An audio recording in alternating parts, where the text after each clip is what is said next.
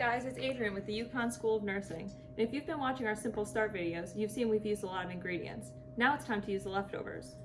So today we're going to be making a nice creamy pasta with some spinach using our leftover ingredients.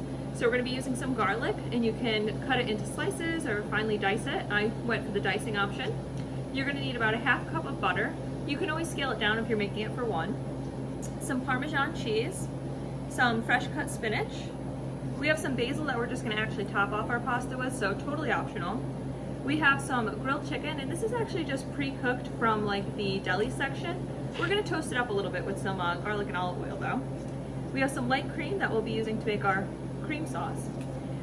Some cream cheese, black pepper for taste, flour, which you're going to see how to make a nice cream sauce using that, and some penne. So we've just been kind of preheating a frying pan on just a low heat, probably like between, like 3 and 5.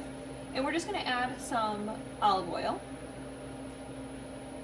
Probably just a tablespoon or something, just enough to kind of coat the pan and get some juice for our garlic to kind of sizzle in.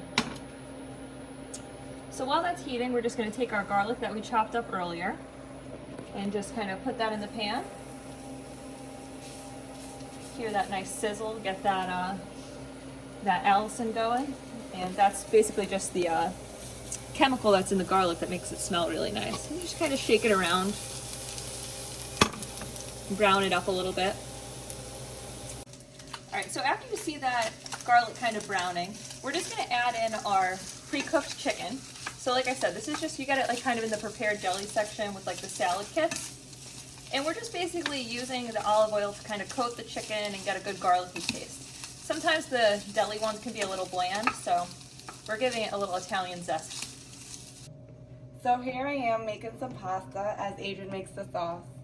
We're gonna boil it for about 8 minutes. We just sauteed the chicken for about 5 minutes, nothing crazy. It's already cooked, so really we're just trying to kind of brown it and get a little more flavor. So you can just take that off the heat, move it to a different burner so it doesn't continue cooking. And now we're moving on to our sauce. So same thing as before, except this time we kind of have like a larger sauce pot, and we're just going to kind of preheat that onto 5. And once that's preheated, you're just going to add some butter. In this case, we're making it for our whole clinical group, so we're going to make a pretty decent amount. So we're going to take a half cup of butter, and we're just going to let that melt. So what we're making right now is called a roux. So basically it's just equal parts butter and flour. So if we put in a half cup of butter, we're going to put in a half cup of flour. I mentioned you can make this in smaller quantities, so you just basically adjust your roux for how much you want to make. So we're just going to, this is pre-measured, just add it in.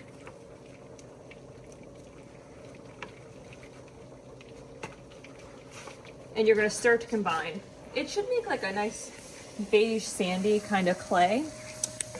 And that's just going to be the base of a cream sauce. So when you add in the cream, it's just going to thicken that so you get almost like a thick, it's called a bechamel, which is like a cream sauce. So we're going to be adding about 4 cups of cream here. You can also use whole milk, skim milk, almond milk, whatever you want. It's just kind of get a base. So this roux that we made is going to thicken up the cream so it becomes almost like what we would call an Alfredo sauce.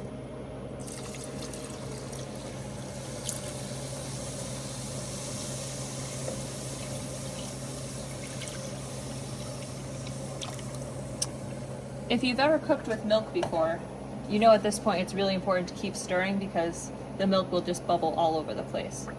And you'll see kind of chunks of the roux in here, but they will dissolve as the milk heats up. And eventually when we move the spoon, you're going to be able to see the bottom of the pan because the milk will get so thick. Okay, so we've been mixing together our cream and our roux, and now that makes what we call a bechamel, just like a cream sauce. You know that it's really like where you want it to be if you can take your spoon and when you scrape you could see the bottom. It shouldn't be so liquidy.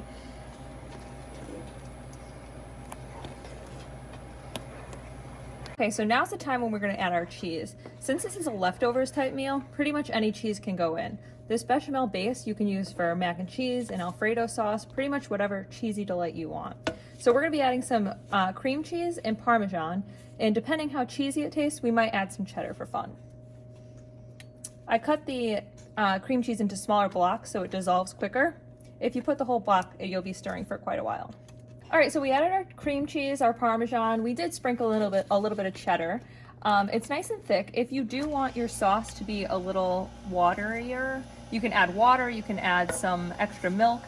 But remember that the noodles that you're gonna be putting in are a little moist, and when we add the spinach and chicken, it'll kind of like loosen things up. So our next step is we're just gonna add some pepper. This is kind of a lot of sauce, so we're gonna be adding a lot of pepper, but remember it's to your taste.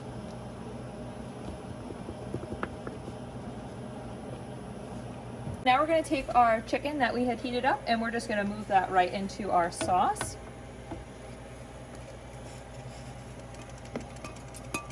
If your chicken's a little cold or room temperature at this point, don't worry because your sauce is nice and warm, so it'll warm up kind of radiantly.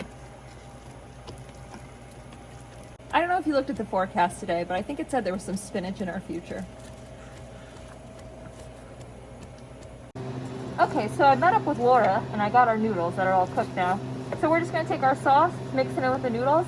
There's a little bit of pasta water left in, so it's actually gonna end up lightening our sauce and coating everything.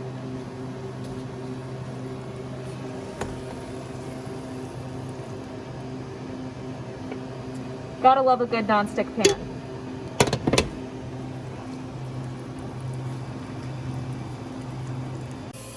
Okay, so we plated up our pasta and we added that little bit of basil that I said was totally optional. You can also top it with some more cheese. Like I said, this is your oyster.